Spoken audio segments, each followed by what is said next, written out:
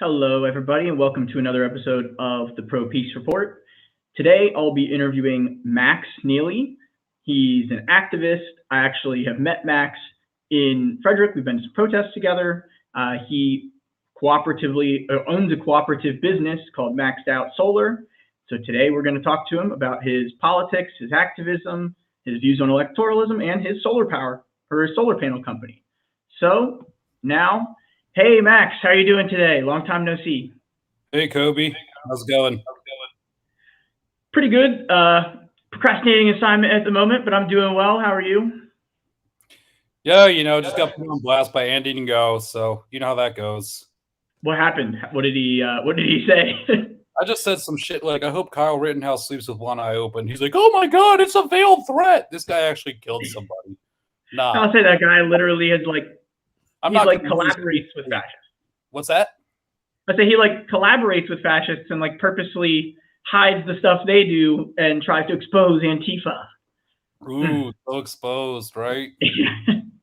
So, for people who don't know you, Max, tell everybody what's your political worldview? What do you think about politics? What's your ideology? What are you all about? I think the revolution starts on your block, and you should give up on voting. Really? Okay. Absolutely. It's a complete waste of time.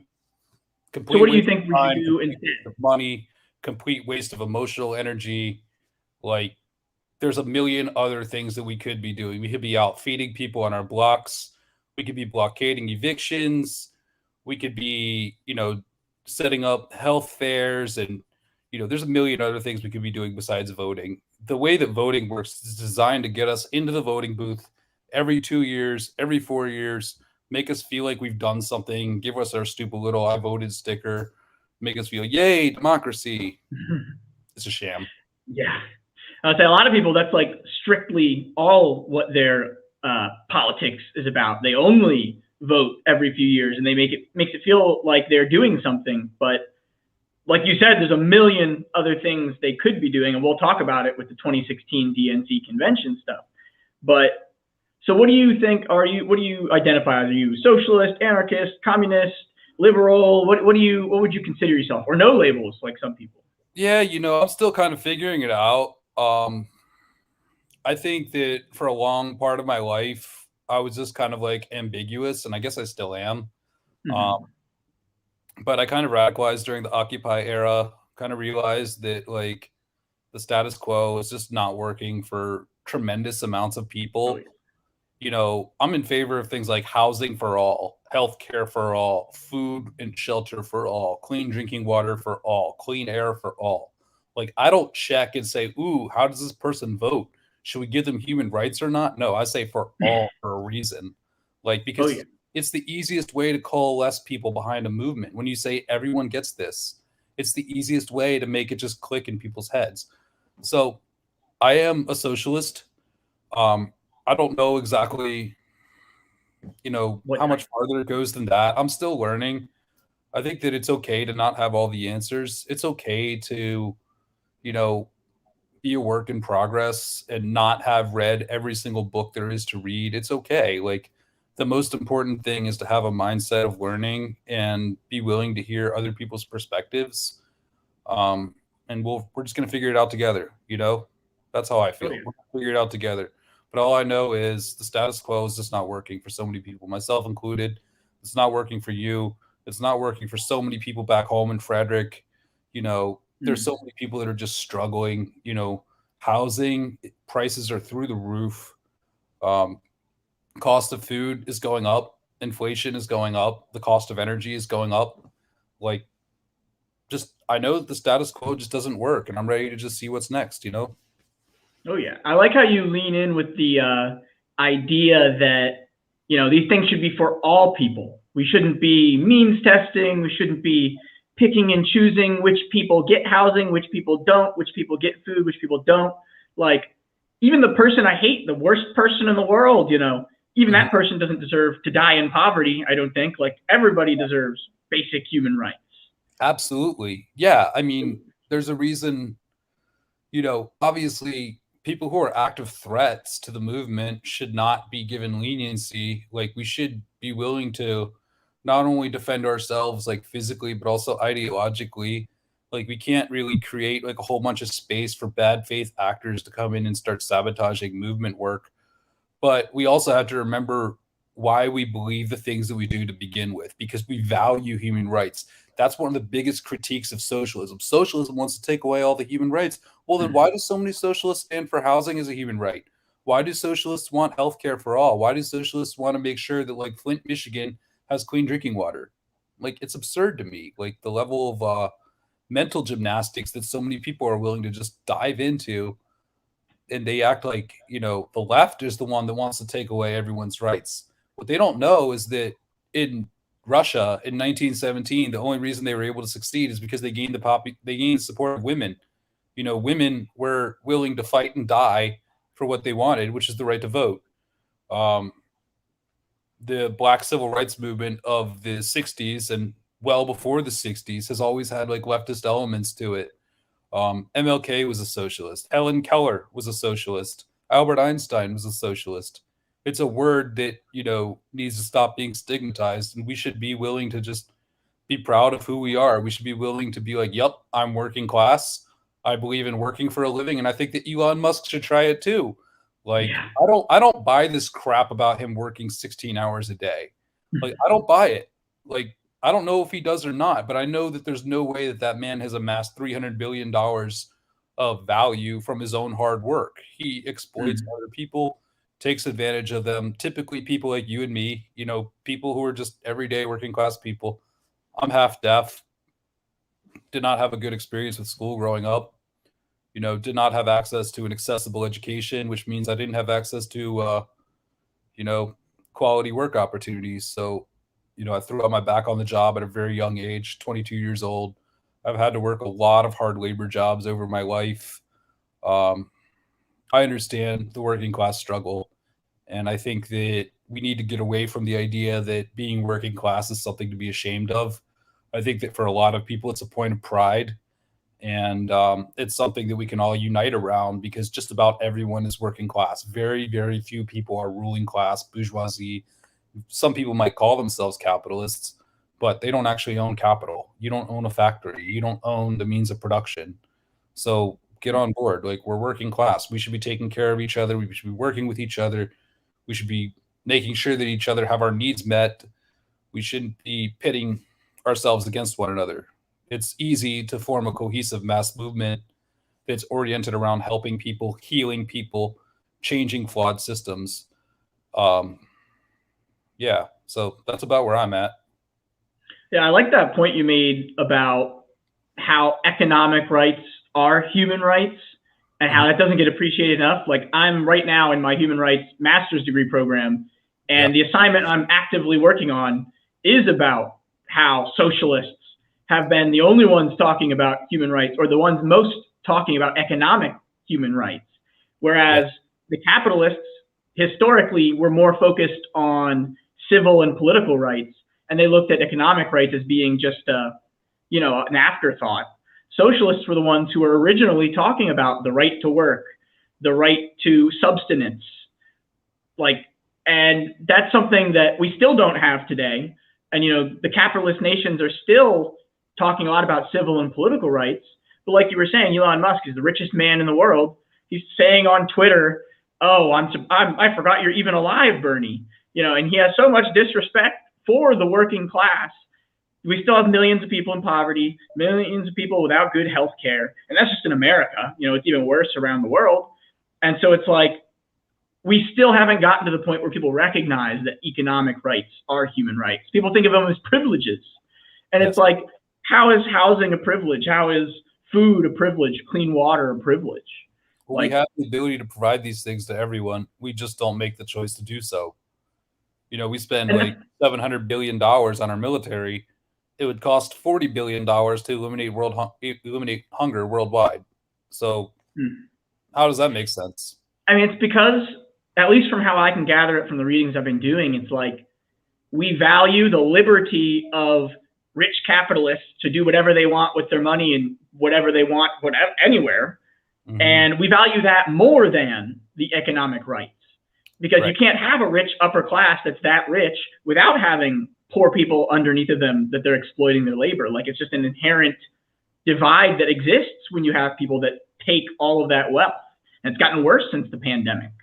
And even if like our lives improve, like my life and your life and like your mom's life, you know, back home, like Damascus or whatever, like people in the United States, everything that we have, first of all, we're inhabiting stolen land. Let's just acknowledge that all of this land was already occupied. There were already people living here. They had lives, they had families, they had babies, they had, you know, animals in their care. They grew food, they had celebrations and holidays, and we destroyed that. Like, you did not destroy that, and I did not destroy that. Like, we are not personally responsible for that. But American culture and like our way of life, everything that we have is built upon piles of bones running alongside rivers of blood. So why don't we just start by acknowledging that? And like, even if our lives were to improve, even if we were to just be like, you know what, we're going to vote Democrat in every single election, and like they're going to do the bare minimum for us, and we're going to get $15 an hour. Woo! Would have been awesome in 2008. Not so much now. But it still doesn't account for the fact that there are so many people overseas whose lives are not going to improve if we vote for Democrats. It's just going to be more of the same, and it's going to be more, you know, clandestine forms of, you know, class war. Back on the subject of Elon Musk, like, where does he get his batteries from for his EVs? You know, and I'm a fan of EVs. I think EVs are cool. I'm glad that they exist, and I'm glad that like Elon Musk at least got that conversation started and started to develop that technology. But the real question is, did we need Elon Musk? If we had centralized planning, we could have had mainstream EVs 20 years ago, maybe. Like who knows, right? Like, this is the argument that's being made. Is Elon Musk really a super genius, or is he just the son of a guy who had an emerald mine in South Africa? Like, I don't think Elon Musk is really a super genius. No, I don't either. I don't think. I'm going to pull up on the screen now, talking about Elon Musk and where he gets his lithium and the relevancy of that. Hang on, let me see if I can find the share screen button. There was a tweet that Elon Musk had sent. It was, I want to say 2020, it says here. And let me find it. So he said, so Armani here says, you know what wasn't in the best interest of people? The U.S. government organizing a coup against Evo Morales in Bolivia so you could obtain the lithium there. Elon Musk replies, we will coup whoever we want. Deal with it. And it's just like, I mean, he's that blatant about it. He's not even hiding the fact that he disregards the people in the global south that we overthrow and do wars on to take their natural resources. And yeah, electric vehicles are good. I think we all acknowledge that. I mean, you have a solar power cooperative, and we'll talk about that. But like, we don't, that's what's so frustrating. Like you said, people shouldn't vote. I mean, I'm the belief, I vote third party, not thinking it's really going to make a difference. I vote for a third party that talks about these things and acknowledges these things. But because it only gets 1 or 2%, I know it's not actually going to change it. And what does change it is talking about what Elon Musk does on a daily basis, talking about the problems that we're all facing on a daily basis, and doing direct actions and organizing people and teaching people, because that's how you get to the point where they can't deny the truth anymore. Whereas if we just go vote, I mean, they can just hide it. It's easy to not tell people what we're talking about here. It's easy, like, you know, it's easy to prop up a sham of a democracy. And honestly, like, if somebody wants to go vote, yeah, by all means, go vote. Take 5 minutes out of your day, go vote. But do not let that be the end of what you consider to be your involvement in civic engagement, because there's many more things that you need to be doing. I think that we have a major problem with low information voting in this country. And I think that problem is exacerbated by the idea of vote blue no matter who. It's like, what? All I got to remember is one color? Like, I need to know the color blue? Okay, I'm good. I know who to vote for. Like, why do you want that? Why would you encourage that? It's just going to make people more and more checked out, more and more people not completely aware of what's going on, especially internationally. Like, this type of stuff is very clandestine. It's very You know, even when it's in your face, like Elon Musk, like, do most people know who Evo Morales is? Do most people know like what that reference is? Like, it's easy for him to just be like, oh, I'm just using edgy humor or whatever. But tweets like that have real world consequences. If the people in power think that the American people will just tolerate it, they'll do it. Like, whether Yeah. that means paying us, you know, $10 an hour for the rest of our miserable lives, or whether it means invading another country, or whether it means not giving us housing and healthcare. Like, if they think we'll tolerate it, they'll just keep doing it. And I think what we're seeing is right now there's a major divide, obviously, like stating the obvious here, but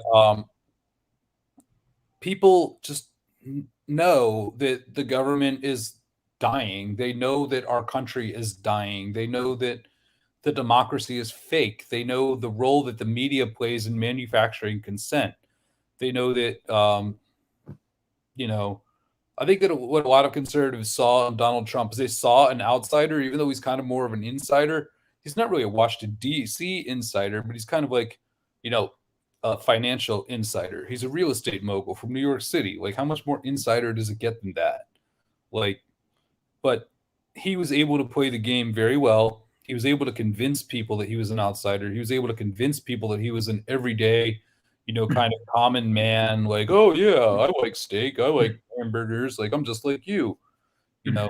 And people went for it. And then I think people also see a guy like Bernie Sanders. And, you know, I liked Bernie. I still do kind of like Bernie. I got like a little bit of a soft spot for Bernie in my heart, you know. But people see a guy like Bernie and they see him saying things that nobody has ever really said before within their lifetimes. People like Eugene Debs in the past, yeah, absolutely. People like Fred Hampton, yeah, absolutely.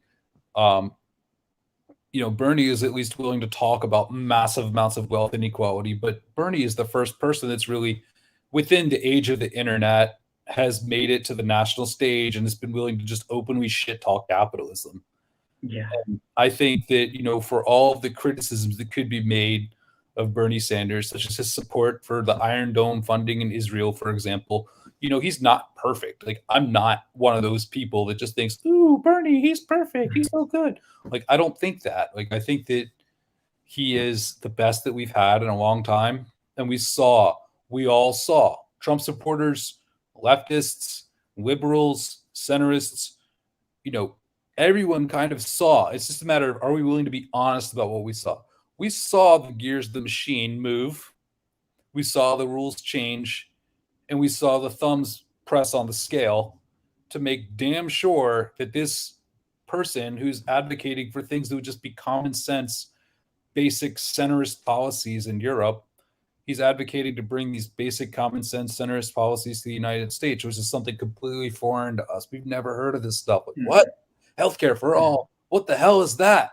Like, we haven't heard of this stuff. And I think Trump, like, he played on the fact that people knew that Bernie was the real deal.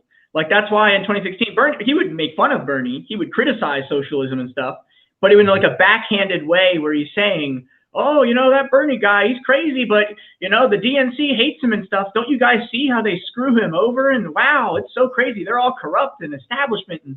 And there was a crossover effect where like 20%, 30% of Trump supporters would have been willing to vote for Bernie if he had been the nominee. Like, he did better in general election polls pretty consistently than Hillary Clinton had at the time. I think this is a good segue to talk about our experience at the 2016 DNC, because that was the moment where I had a big epiphany about vote blue no matter who, Democratic Party, all of that stuff. But even Bernie's flaws, which again, I like Bernie too in a lot of ways because he's the one who woke me up to a lot of these problems, but I don't think he's perfect. I think that after seeing the things I saw at the DNC in 2016, he could have done things differently, I think. But so tell me, because you were coincidentally there too. I had gone to, I want to say it was like a power shift conference, like an environmental conference that was happening in Philadelphia 2016? in 2016. Oh, that was 2016? You went to power 2016? Okay, right on. Cool. So I went to that environmental conference, and then I had participated with Democracy Spring in some civil disobediences. And so we have one right here, this is the one that I was at inside the Democracy Swing Protest, the DNC. More than 50 protesters were detained by police on Monday following a tightly choreographed demonstration at an access point to the Wells Fargo Center in Philadelphia. Police did not make any formal arrests, but saying that the people taken into custody were issued citations for disorderly conduct. Those were dropped. We had people who represented it. We were just doing a civil disobedience. There was nothing violent about what we had done at all. It's literally just protesting, get money out of politics, get rid of super delegates. There never is. Like, all this talk about the left is so violent. Ooh, they're calling. Like, Kyle Rittenhouse shot 2 fucking people. He shot 3 people, killed 2 of them. Yeah. Like, the Tree of Life shooting at the synagogue in Pittsburgh. Like, there's a common theme here, which is that all the fucking violence, it's almost exclusively right-wingers. But the focus is almost exclusively on the left. Yeah. Even though we're mostly doing civil disobediences for people to get basic human rights. You know, it's not like we're out here trying to install a dictator. We're not trying to get one religion for the whole country. We're not here trying to take away anybody's rights or keep rich people in power and give them more money while the little guy struggles. Like, we're not trying to do any of those things. And we're to the left of the Democratic Party, a lot of us. Like, we recognize the Democratic Party's corrupt too. I think that's where so many Trump supporters get confused, is that they think that all of us like the Democrats. They think that we are the neoliberal Democrats, and that's socialism and that's communism or whatever it is. But it's like, no, we criticize them too. Like, we have some of the same exact critiques of corruption and the power that corporate overlords play in the Democratic Party. Like, we're not naive about that. We call it out too. But the Democrats confuse people because they are our spokesperson for what people think of as the left. But it's not. This is a big, big problem because people see people like Joe Biden and Nancy Pelosi and Hillary Clinton, and they see them and they see how horrible they are correctly, and then they associate them with the left. We are further to the left. They are the center. We are the left. We are the ones that think that workers need to be paid more money. We are the ones that think that housing needs to be affordable and accessible and kind of just a guaranteed human right. It's been proven that Medicare for all results in elevated levels of care and lower costs.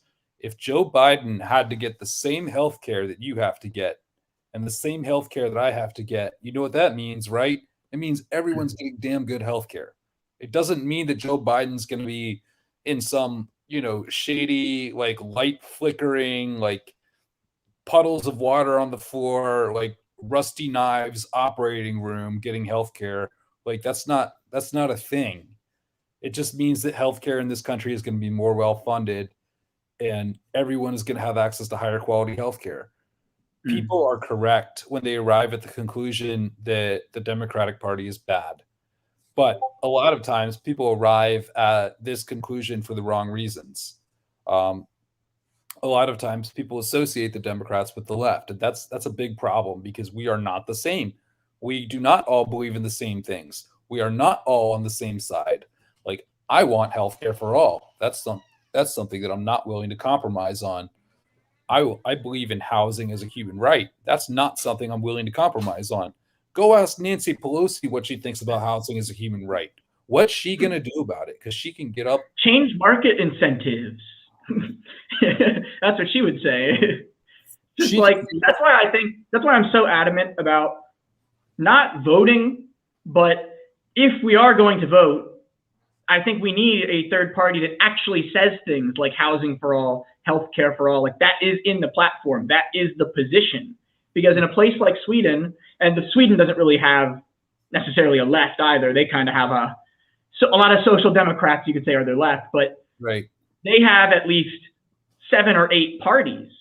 And so the thing is, even the Green Party, who's only at 4% in the polls, and they're not as left as the US Green Party, but they actually get representation because they're 4% of the vote. They have proportional representation, so they're in the parliament. And because the way the coalitions broke down, that 4% was the dividing line between which coalition was going to be in power. So they had to get compromises from the centrists, from the Social Democrats had to give them concessions in order to form the government. And as soon as the Green Party decides we don't like this government anymore, we don't agree with it anymore, we're not cool, they can just dissolve the parliament and have new, fresh elections. So it's like, there still would be a degree of compromise that would be too much for us, I think, once they're in office, because all politicians do that. But at the very least, they can stand on their own 2 feet in elections and say, no, this is what we believe. And then after the election comes the point where you have to figure out how to form the coalition government and what policies you want in it and what policies aren't going to be in it. But it's like, at least there you can be true to what you believe in and then bend. Whereas here we have this tendency to, after the primaries and even during the primaries, everybody's saying, I'm guaranteeing I'm going to support the person I absolutely disagree with and hate. I'm going to support them anyway. So you basically are disarming yourself before you're acting like you aren't who you are. Whereas at least in a multi-party democracy, you can say what you think and stand with what you believe in, and then you bend. And you might find that you have more allies than you think. Like, you might find that there's more people, like, but when you have only a 2-party oligarchy, because let's be real, the way that I honestly, I kind of just want to get away from electoral bullshit, but I just want to like finish up real quick. Like, when you have, like, you watch wrestling on TV, like you see The Rock and you see Stone Cold Steve Austin, and they get up and they're like, they're all talking shit and like drinking beers and stuff, and like, oh, I hate you, you motherfucker. Like, you know, like, I'm so manly, I'm going to beat your ass, I'm going to stomp a mud hole. Like, you know, they do all the big talking and the showboating and all that. But at the end of the day, they're friends. And that's cool because, like, wrestling is meant to entertain people. Politics is not meant to entertain people. Politics is meant to meet real needs in people's lives, needs that are not being met, needs that have never really been met in this country since its inception. Like, there has been no point at all, where every human being in the United States was treated as valued, as equal, as deserving, somebody who merits respect. Like, that has never been the case in all of U.S. history. It has not been the case for women. It has not been the case for racial minorities. It has not been the case for the disabled, for LGBTQ people. Like, that just has not been the case ever. So politicians are very much like, you know, in WWE. Like, they go up on TV, they go on C-SPAN, they go on CNN, and they spar verbally. And they put on this big appearance that they're so opposed to each other, but then they're all making backroom deals together. They sit on the same boards of the same corporations. You know, when Nancy Pelosi engages in insider trading, so does Mitch McConnell. They sell the same stocks, and it's legal for them. They can break all the laws they want. The laws are not for them. But God forbid you sell $40 worth of weed. You're a monster. It's like the point you made about how, you know, they say different things in public than they do behind the scenes to each other. Like, Hillary Clinton had even said in some of these WikiLeaks emails that were released in 2016, you know, members have a private and a public position. So that's how you know that the things that they are saying on TV are not the same thing. They're not what they truly believe, and it's not what they're saying behind the scenes to the other politicians they're talking to. And so I think that's like the big problem we're facing with the 2-party system, is that people self-censor. And like you said before, this will be the last point, we can move on from electoralism, but you don't know who might agree with you. Because if you're saying what you think people want you to say, they might not agree with you, or everybody else just goes along with the groupthink because that's what everybody thinks the status quo thing you have to say is. But if you say what you really believe, even if it's controversial and not in the mainstream, you might be surprised how many people agree with you. I mean, Bernie started with like 1 or 2% in the polls, and all of a sudden he created a socialist wave across the country, teaching people what it is. I didn't believe in socialism, or I didn't even know what it truly was until Bernie Sanders. And now I consider myself to the left of him. So it's like, if you say what you truly believe, and even Bernie self-censors more than I would like, you know, when it comes to like things like WikiLeaks and stuff like that. But like, yeah, just being transparent about what you believe in. And it's not really possible in a 2-party system where you have to protect Joe Manchin, where you have to protect Kyrsten Sinema because they're on the same team as you. even though you know that they're not really on the same team as you with what you believe in. They wear the same uniform and it's blue. Yeah. I mean, that's so basically just a multi-party system. That's my electoral view. But like, I don't like to personally engage in electoralism. Like, I talk about it, but I'm not actively super hard trying to do that, because I do think it's more meaningful to show up at a protest, videotape the protest, show it to people on the internet, post about it to all my friends, talk about it to everybody I know, do a civil disobedience and get arrested in civil disobedience, nonviolent civil disobedience. Like in 2016, before the DNC Convention, at the DNC Convention, we had like 100 or 200 people overall get arrested in civil disobedience for voting rights, something we still haven't gotten any progress on since 2016. Yep. But in front of the Capitol building before, they had like 1,000 people, over 1,000 people had gotten arrested in civil disobedience for voting rights. That's right. And I feel like that's something we need again now, where they're not passing any of the voting rights bills. The voting rights bills have poison pills in them that raise certain amounts of money that you can fundraise, or how hard it is to form a third party. And it's like, we don't have anybody doing anything. You know, everybody just kind of at home or working, and everybody's so busy, you can't really, it's hard to get involved in politics when you work 40 hours a week, 50 hours a week. It's hard to do the extra things to get the attention. But, you know, and that's what's so frustrating about what happens when you go from blue to red. Because when it was Trump, more people were willing to protest because he was just so obviously bad, so blatantly bad, that it was like people felt galvanized. They felt inspired to oppose it because they could see it.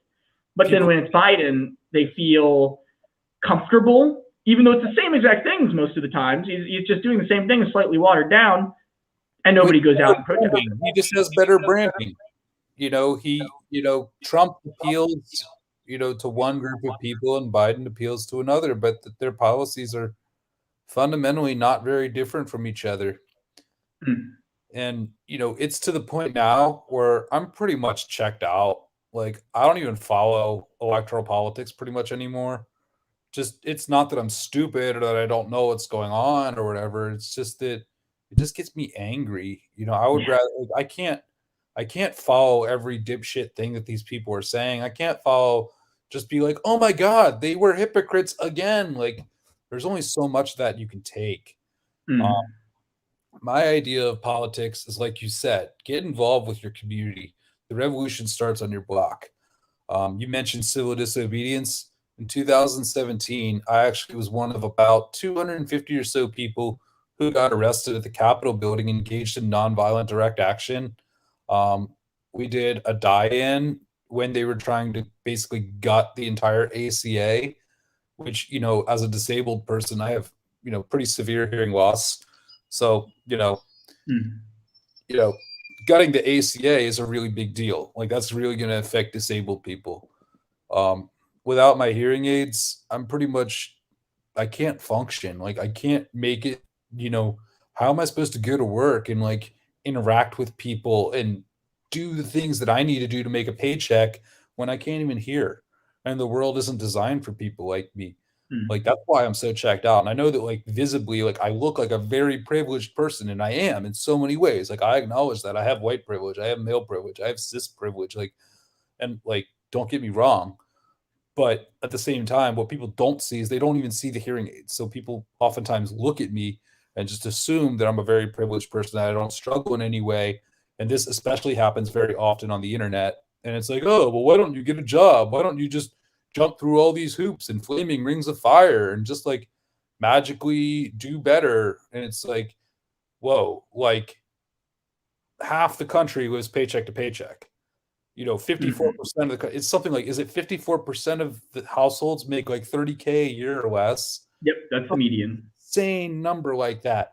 And just imagine, like, it's that hard for those people. How much harder is it for someone who has like 60% and 40% hearing loss? How much harder is it for like a trans woman of color with hearing loss? How is she supposed to just jump through all these flaming hoops and just pull money out of her ass and just pay her rent? And like this idea that America is the land of opportunity, it is. Like, I'm not pushing back against that. It is the land of opportunity. It's the land of opportunity for some people to take advantage of others. And that is something that we should all just be united in solidarity and be like, enough is enough. Where I live and where you're from in Frederick, it's full of just people who just goo goo gaga over everyone in DC. They just love Kamala Harris. They love Barack Obama. They love Joe Biden. Like, they just love the status quo. And it's just, we need something more. We need to have united mass movements of working class people.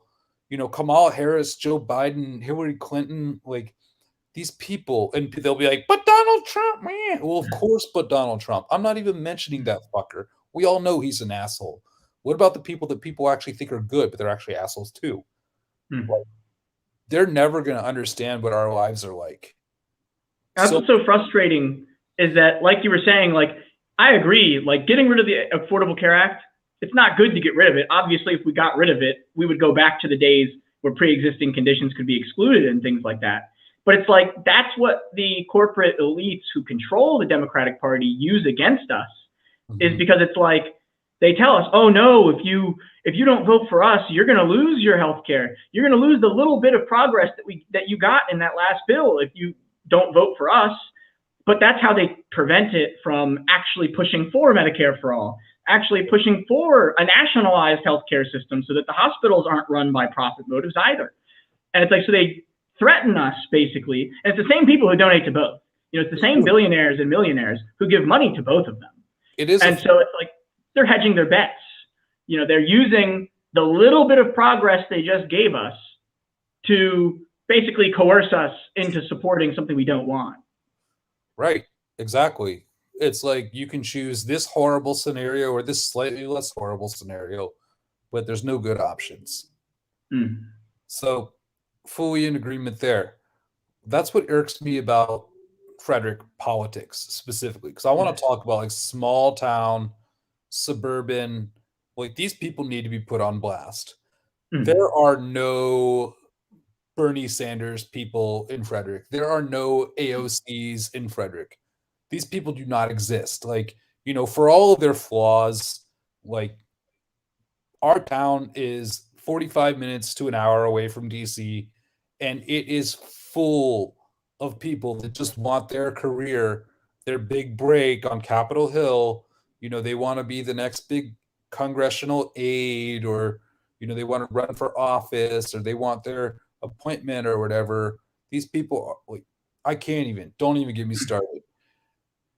Maryland politics in general is so frustrating to me because it's like, so I grew up in Maryland, and like that's how I became as left-wing as I am, because I mean, it is relatively progressive. There are progressive people there, but the problem is all the politicians in Maryland, most of them, are that kind of corporate Democrat who is focus group tested it to make sure that they're saying only exactly what's the safest thing possible. And then even in the governor's race, when it was Larry Hogan against Ben Jealous, all of the corporate Democrats, or a lot of them, I think it was like 1/3 of the leadership of the Democratic Party in Maryland, endorsed Hogan, even though Ben Jealous is a self-proclaimed venture capitalist. You know, yeah, he's Bernie Sanders endorsed, but he's to the right of Bernie, even ideologically. Right. And it's like, even that was too much for them. Even that was so scary to them that they would support somebody like Larry Hogan, who like defunds public services in Baltimore, who like hurts the Chesapeake Bay because he wants to protect fishermen's right to fish as much as they want. You know, it's like, that's the problem, is that they're so scared of just a little bit more progress than they're used to, just going a little further. And that's why I feel the need to, in my daily politics, my daily things that I talk about, be way to the left of them, because it's like, you have to pull them left on a day-to-day basis. Like, you have to make it to the point where they can't say the milquetoast liberal things anymore, where they feel so much pressure from us on the left that they need to agree with us, because otherwise the Republicans are going to lose. What, Trump is looking like he's going to possibly have a chance again in 2024. Republicans are going to do well in 2022. It's a direct result of them saying the focus group tested safest thing they can possibly say, or they think is safe, but it's not politically safe because nobody actually thinks that way. Like, that's what the DC brain does to you. You think that that's what people are actually thinking, but everybody wants more than that, clearly. I used to knock doors in Harrisburg, PA, York, PA, Lancaster, PA, pretty much the heart of America. Like, it does not get much more like meat and potatoes America than that. You know, I can tell you that the number one thing that I think people are frustrated with is they see through the fakeness, but I don't think that people necessarily always have the means to articulate exactly what it is they have an issue with the Democrats. And I think that sometimes they like the Republicans because they see the reaction that it causes in the Democratic Party. They see the way that people experience pain, people experience suffering, and they see that these people who are really fake, who are generally very wealthy, who are pro corporate, like, they see them suffering and they're like, I want more of that. Like, and so they support policies that ultimately harm them too. And realistically, there's no good options in the United States, which is why, again, full circle, the revolution starts on your block. If you want to do something good, like if you want to go vote, like, fine, like, but don't be tying up so much of your time, so much of your emotional energy, and definitely not your money in electoral politics. Because if you give the Democratic Party $25 and you give a group of, like, an affinity group, like a group of activists on your block $25, I guarantee you the group of activists, they'll think, how do we spend every penny appropriately? The Democratic Party, they're just going to go out and buy a bunch of mailers. Like, there's such a disconnect. Strike funds. Give money to strike funds. Imagine if we had a Bernie Sanders campaign style donations, because he fundraised even more than the corporate candidates could possibly fundraise from average people. Imagine if we had that sort of movement, but for strikes and for the people in the streets, instead of for a political campaign where we basically pissed it all down the toilet because we spent hundreds of millions of dollars on a campaign that we lost, which meant it was meaningless. I mean, it's not meaningless. People change their minds. People have evolved politically a little bit, but that $100 million could have done so much more for the community than it could have done for a political campaign. Mm-hmm. I mean, bags of rice are very cheap, very affordable. Cans of beans, bags of rice, some chicken, I don't know, like meat substitute, some protein or whatever. We could literally just set up a table on a block and just start feeding people. And then that connects to the idea of like a general strike too, because we only have 10% of union membership in America. So that means 90% of workers aren't in a union. Right. Even if we got to the point where 5 or where half of those unionized workers decide we're all going to go on strike, so 5% of the workforce, that's a lot of people if they went on strike. But if we wanted more people who are not unionized to do like a wildcat sort of strike, if we had a mutual aid fund of $100 million, because we've all been fundraising for that, those workers who are not unionized could go on strike too, because they would have the resources to not lose their food and their shelter. Because that's why people don't strike. Like at the art museum I used to work at, like people wanted to unionize. Like there was a desire for a union. Mm-hmm. It's just that nobody wants to talk about it, because if you talk about it, you're scared you're going to get fired. Correct. And it's so risky to take that jump. As soon as you take the step from, okay, we're quietly discussing it, to, all right, we're going to finally do this. We're going to try to make it happen. Mm-hmm. That's when you lose your job and lose your house and end up homeless and that's what people are scared of. And that's why I think the fundraising should go to that. The other people who are watching, who are thinking, they're kind of on the sidelines. They're like, should I join in? Should I not join in? And then they're going to be like, so that's what happens if you try to unionize. And then it's clear intimidation. And there's supposed to be laws against, like, there's supposed to be laws that criminalize intimidating attempts to unionize. That's never enforced. No. So killing people at a protest is totally illegal now, apparently. Like, back to Starbucks in New York, they've been having the managers go into the stores that are trying to unionize and right. like have one-on-one meetings with them. They feel like they're being watched over now. maybe they're looking for you to do one wrong move. If they know that you're one of the most pro-union workers at that job, they are going to watch you so closely so that they can find a reason to fire you before it happens. You know what I mean? They will watch you much closer than they ever did before. They'll have meetings. What's the name of the meeting? The type of meeting where you can't leave, where they like keep you stuck there. And I've read an article yesterday that talked about how sometimes they'll even make it so that the meetings are half of people who are undecided and half of people who hate the union. You know what I mean? And then, so that basically they're purposely trying to get the undecided people to not like it. Like, they have so many tricks up their sleeve. And like, yeah, I just think a general strike, or strikes in general, unionization. Like, America had 30% unions at one point, 40% unions at one point. Sweden's got 80% union membership. They don't have a minimum wage in Sweden at all. There's no minimum wage law. But because they have 80% union membership, the McDonald's worker makes $25 an hour and has 6 weeks of paid vacation. Like, and that's just because it's not just at your one workplace having a union, it's sector-wide unions.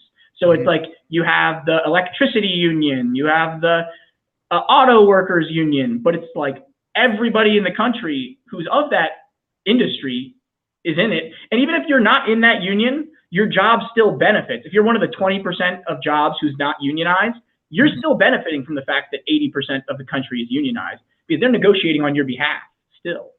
Give me 30 seconds. I got to go run and grab my laptop charger. I'll be right back. Okay, yeah, no problem. Sorry, my battery's dying. No, it's okay. Thank you to the 4 people who are still here chilling in the chat. If you have any questions, feel free to leave them below. We're going to talk next about maxed out solar.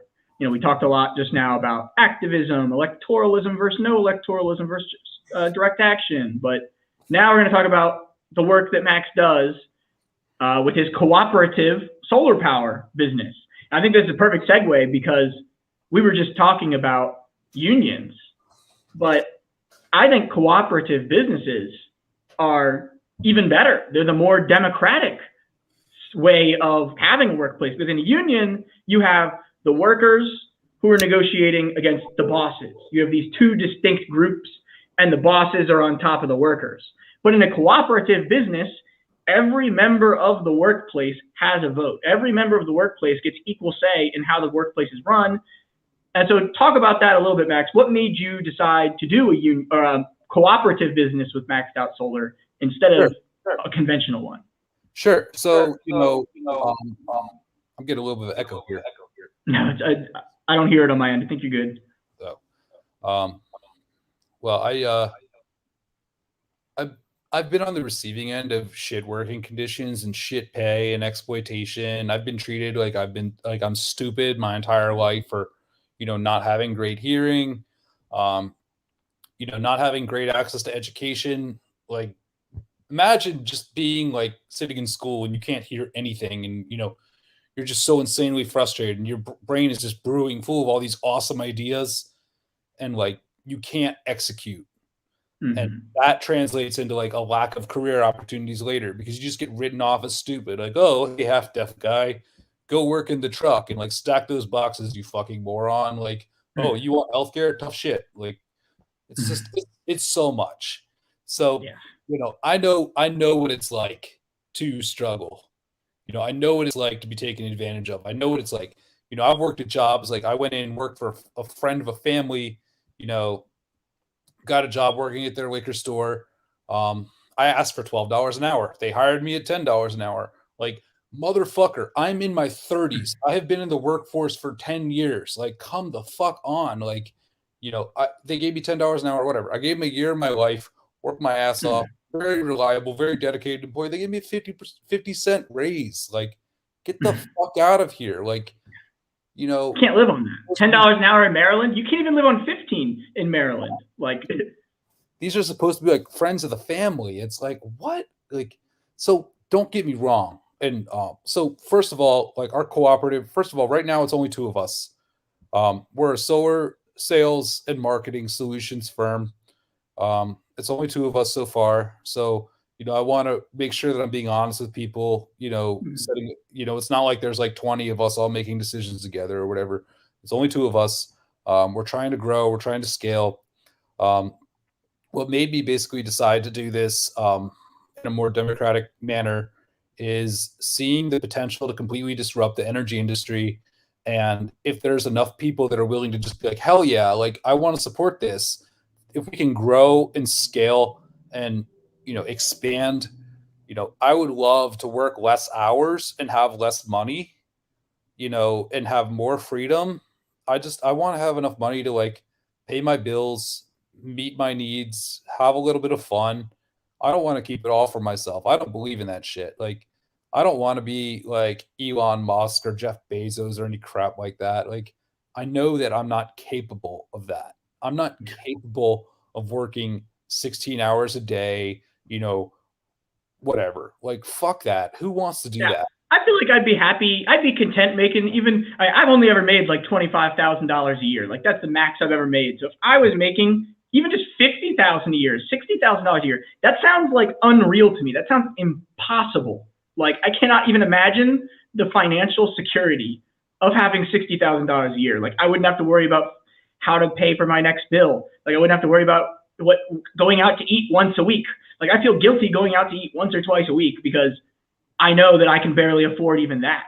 But so talk a little bit about the specifics of your company. So what do you do? Like, how do you sell people these solar panels? Like, what do you do government contracts? Like, how do you make it happen? We do residential. Sometimes so basically we have two different options. So we have, for homeowners, we have residential rooftop. That's the traditional. It's what most people think of when they think of solar panels, getting them installed directly on your house. However, the thing that really excites me, that I think is really revolutionary, is something called community solar. And community solar lets people who you don't even need to own your home. You can just opt in and say, you know what? I want to get my power from solar panels instead of from coal, for example. Most of the electricity that's generated in Maryland is sourced from coal, which most people don't even know. People don't even think about, I turn the light switch and then the light comes on, what keeps the food in my refrigerator cold. Like people don't even think about like where their power is sourced from. All they know is that they get it. But you actually, in Maryland, you get a choice of how you want to receive your power. So what I do is I help people who are interested, homeowners and renters, which is what makes this really revolutionary. You can source your power from a solar farm without modifying your roof and without needing to own your home. And everyone who does it in Maryland gets guaranteed savings. Guaranteed. The standard discount tends to be in the realm of about 10%, which is no small amount. It can be, $200 a year, and it's 20-year term, so you can really save some money. Now it's typically like $5 to $20 a month. I've heard of people who are saving more, like $30 a month, which is, for somebody who's working class and struggling, $30 a month and easy, automated, set it and forget it, like guaranteed savings. That's a big deal.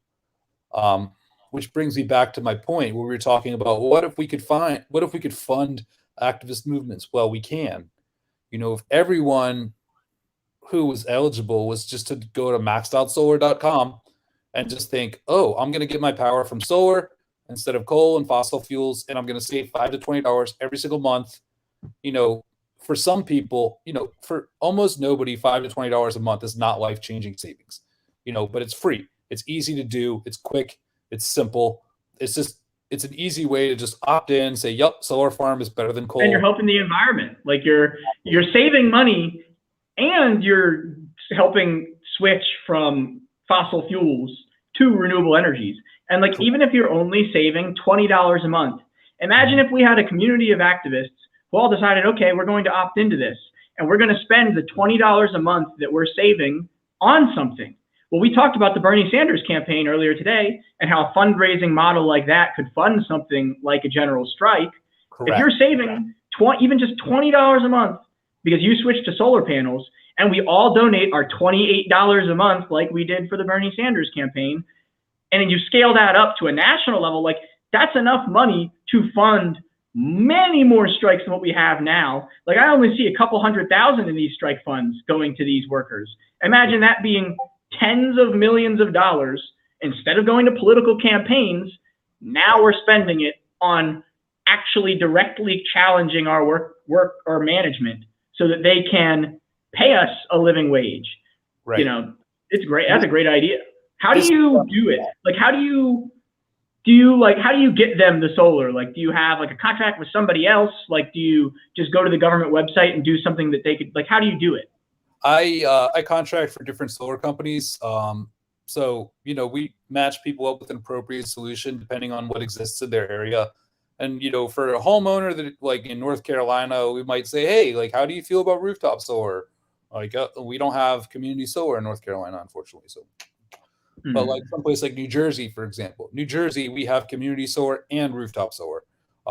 In Maryland, we have community solar, but not rooftop solar. So it's like, at least not for right now. We're going to get rooftop solar back in Q1 of 2022. We're just waiting on general contractor licensing for the solar company that we contract for.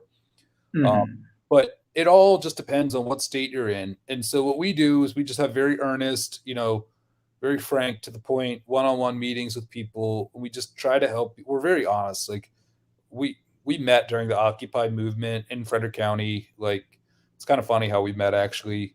My business partner is named Dylan Petrohilos. Great guy, graphics designer, web designer, coder, you know, techie. So Dylan handles the website, the graphics, the tech stuff, the back end, and I handle anything client facing. I tend to handle expansion of business and developing new relationships with solar providers and things like that. We make decisions jointly regarding advertising. Basically, we plug people in and we just make recommendations. We're like, okay, so for what you tell me, you're a renter, you live in Baltimore. Are you a low and moderate income household? If you are, we can get you even higher savings than the standard 10% that we offer everyone. Everyone is eligible for 10% in Maryland.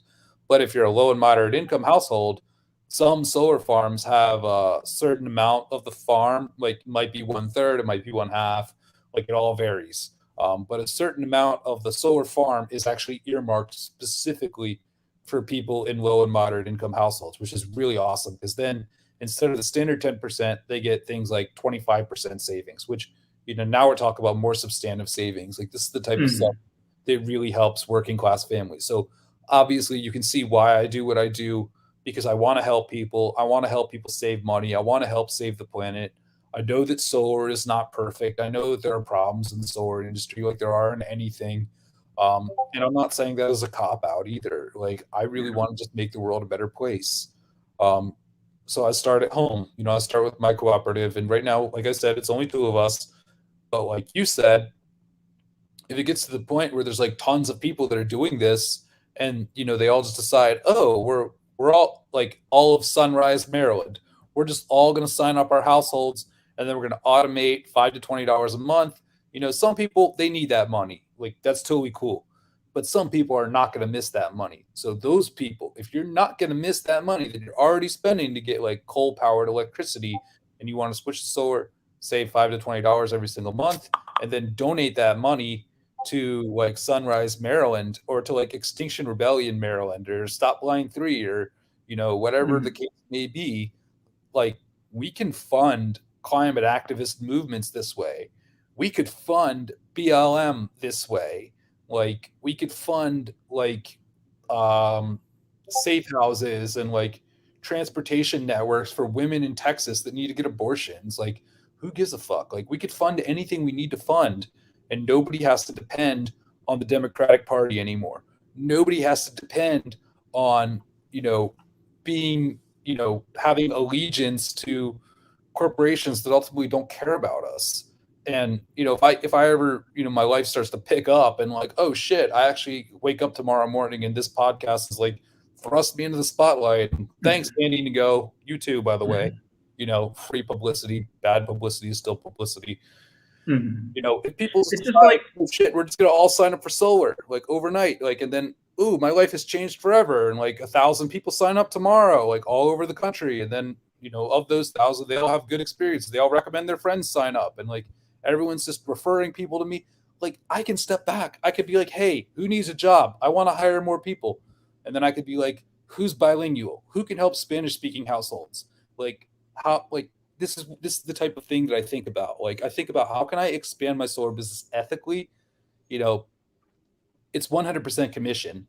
So it poses its challenges. Like, we can't really expand and we can't really take on more members of the worker cooperative unless we're doing business. Um, but at the same time, people who are very skilled with like marketing and YouTube and, podcasts and that kind of stuff, like, I am interested in bringing more and more people on, but I have to also make sure that we have enough business coming in that we can, afford to expand. It's kind of just a really delicate I balance. find it so interesting. Like, I'm thinking about like the intersectionality of everything we've just talked about on this podcast. When you think about, so we talk about money in politics. Well, imagine if you had no more mass money in politics. Everybody was just given $100 of their own to spend on political campaigns by the government. And so we're not funding campaigns anymore with our own money. So now we have all this money freed up to do other things. If we have solar panels on your roof and you're saving money, or if you have rooftop solar, I know you even make money from the energy company sometimes if you're in a sunny area. And now you're spending that money on strike funds. Like, there's so many ways. These things compile on top of each other. Like, these are like non-electoral ways to change society. I think that's what people need to start thinking about, is you can't just talk about the two-party system. You can't just talk about voting or any electoral politics. Like, I talk about it because I find it interesting, because I do think that it does move the needle slightly, because unfortunately in America, most people think that politics is electoralism. Like, that's what I think most Americans think is activism. That's why people get turned off to politics, because they see how ugly it is. They see how fake it is. But politics is really, it's so much more than that. It's, politics is really the art of gaining and sharing or hoarding power. And I believe that power is meant to be shared. I believe that, we need to have flatter hierarchies. We need to have more transparency, better decision-making processes.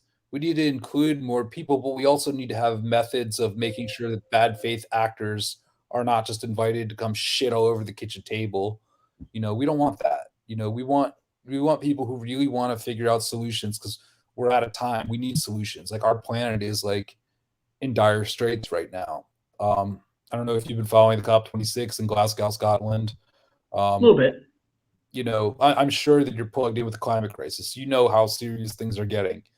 We're talking about, civilization ending levels. Like, this is not exaggeration.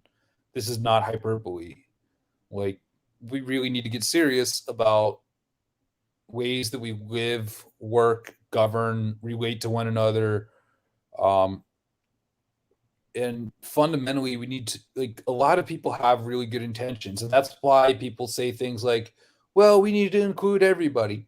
And that sounds good on a surface level, but you got to make sure that you're accounting for bad faith actors. You don't want to include people whose primary goal is to sabotage and disrupt. And, like, to some extent that's necessary, but it's just so difficult. I think for me, the hard part is, how do you differentiate between a bad faith actor or somebody who just genuinely has strong opinions about a certain thing and it comes off that way, or somebody who they're just misguided or whatever it is, or somebody who's almost there but they're not quite there. Like, it's difficult to differentiate. Everybody has a different standard of that, right? Who I think is a bad faith actor might not be who you think is a bad faith actor, might not be who somebody to my right is a bad faith, And so it gets so complicated when we're organizing, I think, trying to have those discussions, because it's so difficult for people to figure out who is what. And I think sometimes, even if a bad faith actor is involved, but if they're even just a little bit involved, if you don't trust somebody fully, give them a smaller role. You know what I mean? They have a smaller role in the movement. But like, I like a non-hierarchical activist structure. Like Extinction Rebellion, for example, is one of them. I'm starting to get involved a little bit here with our local XR, and it's a completely unhierarchical, flat type of organization where, different people have different roles in the organization. Like, I would specialize in media. This person's going to specialize in outreach. This person's going to specialize in this other thing, finances or whatever it is. But at the end of the day, we're all equal. There's no, I'm the leader and you're the subordinate. Like, no, we're all equal in this sort of activism. That's my favorite type of activism, where you don't have people talking down to you. I think that's a problem with electoral politics, is that you're expected to follow the leader. You're expected to listen to the party leadership, and you're not allowed to defect from it, and you're not allowed to say something different and oppose it. And I think that's what frustrates people about it, is they know that they're being dominated. They know that the people at the top of the party are not listening to you. They're talking down to you. And that's what's so difficult, I think, about electoralism. And I think these non-hierarchical activist structures that I've been seeing seem so much better because of that. But then you run into the problem of sometimes dark money is funding certain activist organizations without you knowing it, because they're 501c4s, so you can't actually see where their funding is coming from.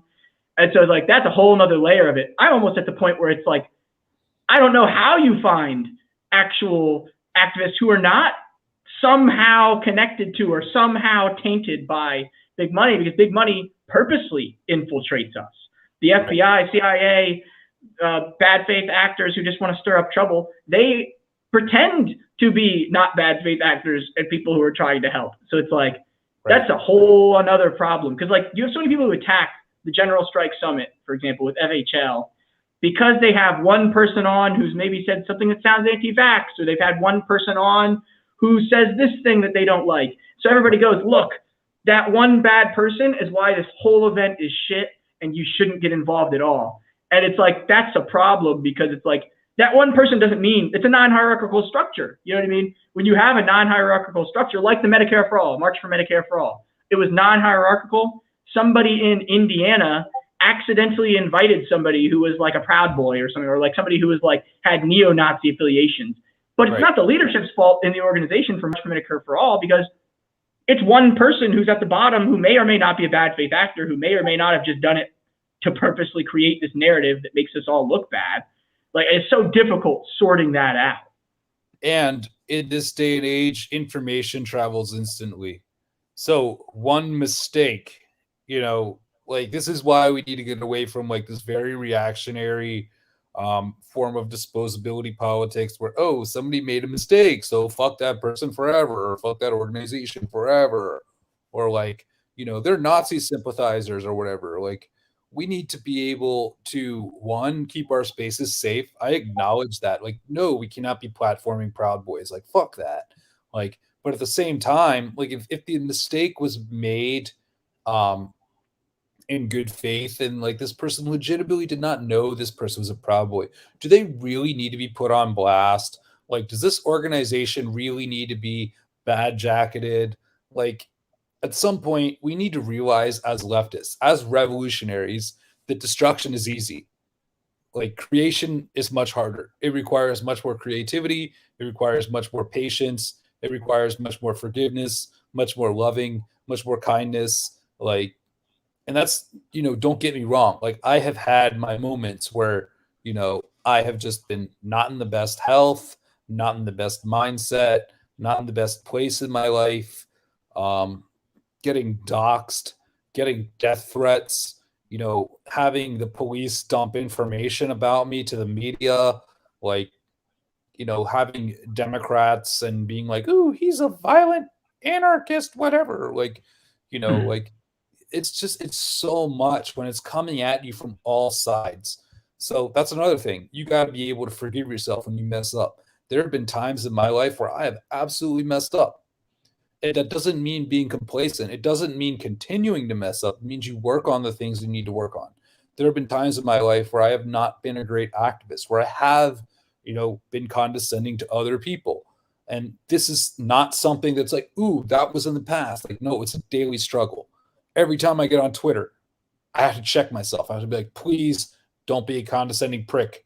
Don't be a condescending prick.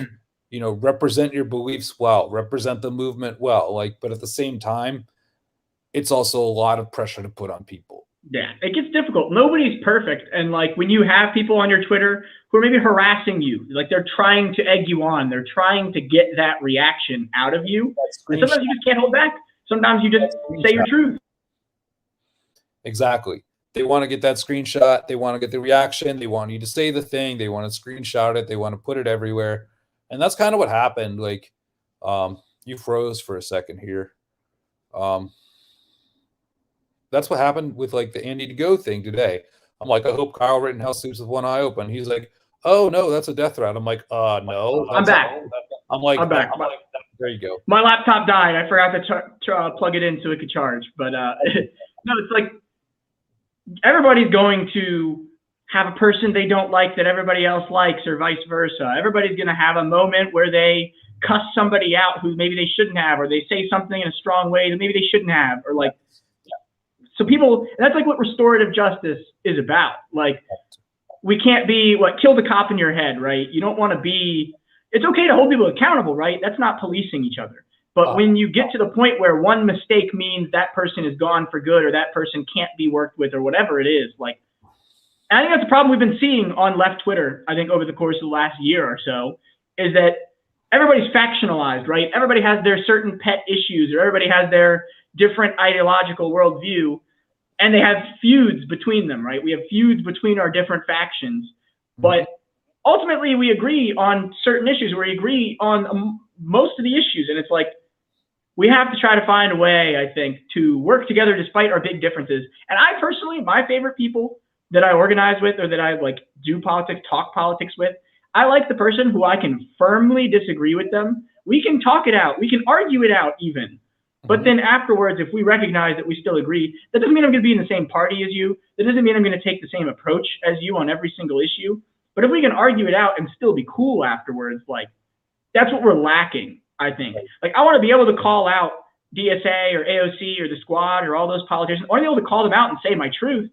Right. That doesn't mean I'm not going to work with somebody in DSA if we're trying to stop somebody's house from getting evicted. You know what I mean? I'd work with somebody even liberal or conservative if they agree that we should go block this house so this man doesn't get evicted, or this woman and her kids don't get evicted on the streets. Like, that's something you can set your differences aside. Like the Julian Assange protests, that's been the most confusing thing for me, because it's put me in alliance with a lot more people who are not left. There are a lot of people who are not on the left who agree that Julian Assange needs to be freed. And I agree that Julian Assange needs to be freed. Doesn't mean that they're my allies on every single issue, or we agree in every single way. But if we can agree that free Assange, okay, that's great. We'll show up at the protest. I will speak at the same protest as somebody else because we agree on that one issue. But it's like, that's lacking in our movements right now. That fundamentally is what separates, in my opinion, a liberal from a revolutionary. Like, if you can't, like, that does not mean be unprincipled, you know, but there's no room for ego. Like, just be like, if I'm like, oh, I fucking hate Kobe, like, what am I going to do? Like, just get up and throw a giant fit and be like, no, I'm not going to do this. Kobe's problematic. Like, Kobe did this 10 years ago. Kobe said that. Like, no, like, we have to put our personalities aside and put the needs of the movement above our own egos. Like, there are people out there who do not have healthcare. There are people out there who do not have a roof over their heads. Like, we cannot be letting these personality clashes and these conflicts, like, we can't be domineering and dominating. Like, we have to seize the mic and pass the mic. We have to create spaces where it's okay to be wrong sometimes, where you're not going to have, you know, people holding shit over your head forever. Like, we have to be willing to decenter ourselves. Like, just because I don't like Kobe doesn't mean that the fact that I don't like Kobe takes precedence over the needs of the entire movement. Like, that is where people start to fuck up. Like, it's okay to dislike each other sometimes, like, but we still got to figure out how to work with each other. And I'm talking about leftists working with other leftists. I'm not talking about like, oh, we should work with the Proud Boys, we should all be friends. Like, no, like, we should have principles. There should be certain lines that just are not crossed. Well, like, for example, this is one of the tough ones. Like, this is like a thought experiment. Like, what do you do if we have 70% of people who support Medicare for all? It's a little higher than what it is now, but imagine we get to that point. Imagine if someday the Proud Boys even tell us they support Medicare for all, and they agree that that's correct. Like, that's where it gets so difficult, is because you do have people who are conservative, who are, I'd say, racist, sexist, transphobic. You know, they are wrong on a million issues, and a million, like, bigoted very clearly. But it's like, sometimes they agree on an issue, and I don't know, because, like, sometimes they agree with us on an issue that the liberals don't agree with us on. And that's where it gets so difficult. Is, no, I'm not saying organize with them in leftist spaces. You know, don't bring them in to an organization where they're going to make trans people or black people or anybody else unsafe. Right. But it gets difficult when, like a general strike, for example. A general strike is going to require us striking with Trump supporters. You know what I mean? It's going to require us striking with people who do fit that description. And it's like, that doesn't mean that we're going to organize it with them on every single issue. It just means on that issue, your coworker who might be a Trump supporter, your coworker who might be a problematic person, if they agree with you that they should go on strike, you know, you have no, it's like you have to in that situation. But that's not saying that you bring them into your collective or you bring them into your organization to actually organize in that sort of way. Like that's where it's a tricky line is. That's where people are getting caught up these days, I think, is because there are people who are genuinely problematic who agree with us on certain things, but people recognize that they're problematic. And so you can't, it's like that you don't want to admit that they agree with you. It's so difficult. I haven't even thought through fully how we're going to break through that barrier. But with something like a general strike, like it's almost going to be necessary. Yeah, and it's like people like you and me, this is a nice casual mental exercise for us because like we're both white, we're both men, like we have a lot of privilege just being able to like debate this and like remaining calm and stuff. So I think fundamentally this is not our decision to make. You know, I think fundamentally the role of leftists, and especially privileged leftists, is to create space for other people who are not as privileged, who do not have as much access to the mic, who do not get taken as seriously, and take them seriously. Hand them the mic. Like, make sure that they have the mic. You know, somebody else wants to come cut the cord, block them. Like, you know, make sure that people who have not had access to a platform have access to a platform. One of the best things we can do is platform people who have historically been marginalized and oppressed and mistreated and denied having a voice at all. That's one of the most revolutionary things someone can do because it contradicts everything that we're taught. We're taught to center whiteness. We're taught to center maleness. We're taught to like, ooh, we need to get the Trumpers on our side, or ooh, we need to get the Proud Boys on our side. Like, fuck that. Like, to some extent, like, sure, like if they want to come to us because they see the movement gaining steam, like I'm not saying we should stop them, but we also shouldn't be bending over backwards trying to accommodate them either. Yeah. And the thing is, this is where it got so difficult for me, like when I was thinking about it, is because like, you know, Black activists, people at the Black Lives Matter movement, people I protested with for defund the police, they'll tell you, fucking favorite. We need to organize white people. It's not the job of Black people to organize white people. It's not the job of Hispanic people to organize white people. Like when they try to say the same exact things that we would say to a Trump supporter or to somebody who has white supremacist tendencies, like they will get shut down. They will get met with xenophobic reaction.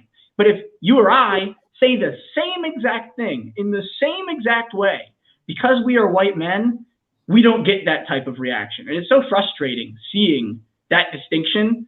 But it's like, that's how we can use our privilege in a way that they can't. And that is so frustrating that that's how society is. But it's like a subconscious thing that's in people's heads. So frustrating. Right.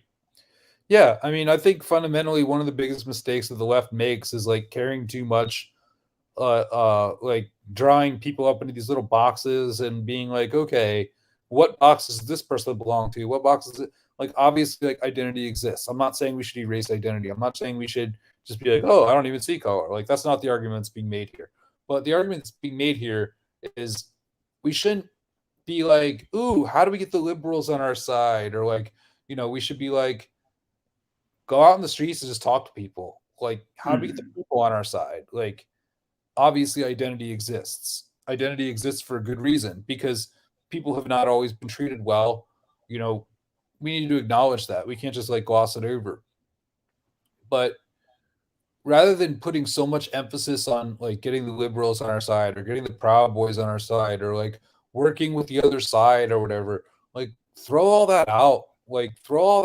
Like because every time we center oppressors in our organizing, every time we center and we just bend over backwards, like, you know, it's like, have you ever gone to an interview at like a really fucking kick-ass place and it's like, ooh, you guys have the best break room ever. You have leather couches. You have free snacks. You have bottled water sitting in this cooler and anyone can just take one. You don't have to pay for it. It's like they go out of their way to be accommodating. Like if you do that to like, you know, people who end up compromising your principles. Yeah. That's the problem. With people, when you focus only on that, if your goal is simply to bring people to your side, what people end up doing is you end up being like the moderate in Congress who, I think everybody should have health care, but if it gets us on our side to say that we give 10 people health care, then okay, we'll settle for that. When it's like, no, like stand by the full thing. Like stand by exactly what you believe in and sell that to everybody. You know what I mean? Sell the thing that we actually need to everybody. That's the problem. People try to work with other people, or they focus on only trying to bring people to the side. It's like people will come to your side if they see you're right. You know what I mean? If you are correct on an issue and everybody can universally see that you're correct on the issue, they'll come. Right. They'll come one way or another. Right. And that's what I think we're struggling with. And for all the effort and all the resources and all the money and all the time and emotional energy that it takes to get like one problematic fuckface on our side, like all that time, all that emotional energy, all that effort and all that money would probably just be better off utilized as direct aid to like people who are marginalized and most impacted by fascism. And I think this is a trap that a lot of, myself included, like there was a time in my life where I believed very strongly in counter recruitment and like, doing things like tabling at gun shows and like passing out literature and like going up to conservatives, like, and that's cool. Like if that's what you want to do, that's cool. But it's some people's specialty, but it's not for everybody. For all the time, and for all the time and energy and money that it takes to get one person to come around, like I feel like it would just be almost better and more impactful to just, give that time and give that energy and give that money to the people who are just so used to not having that, who are just so used to not having anyone care about them. That's the problem. So many of these people are such prima donnas. They just want to center themselves. They don't be like, oh, well, I'm only joining your movement if this, and this, and this, like blah, blah, blah, blah. Like, no problematic. But it's so interesting because I feel like that's a tendency. Like that's not even exclusive to conservatives. It's almost like this is like a cross-ideological tendency. You have people of all ideologies who could be persuadable. You have people who are liberal, conservative, centrist, whatever. They could be persuaded. They're just people, open people, personable people. They'll talk to you. They're movable. And then there are people, whether they're liberal or conservative, who are stubbornly in their view. They are stubborn about what they believe in, and they are the irredeemable in a sense. Not irredeemable like they're bad people, they should be killed. Like, no, I'm saying irredeemable in the sense that you are not going to persuade that person. Like if somebody comes to me and they try to convince me to vote for the Democratic Party, you're wasting your time. Like just don't spend your time trying to convince me to do that because it's not going to work. But if you want to convince me to work together on a strike or to work together on a specific issue, you can actually persuade me. But like people have to recognize where those issues are for different people. And people, it's an interesting thought experiment. It's like the type of organizing conversations. I wish that bigger media platforms, bigger left media platforms would have those types of conversations more instead of the whole vote blue no matter who, or the electoral horse race or whatever it is. That's what I like about FHL is that I feel like FHL actually talks about organizing, not just talking about electoral politics or the news of the day or the sensational. They talk about how to actually change things. And that's what I don't think we have enough of in big name indie media. Everybody's looking for clicks. Everybody's looking for, how they can get more people eyeballs on their profile, branding, you could say, but nobody's really focused on actually organizing us. So you have any last words, Max? I have to go do something in 5 minutes. Any last words about any of this? This is a good conversation.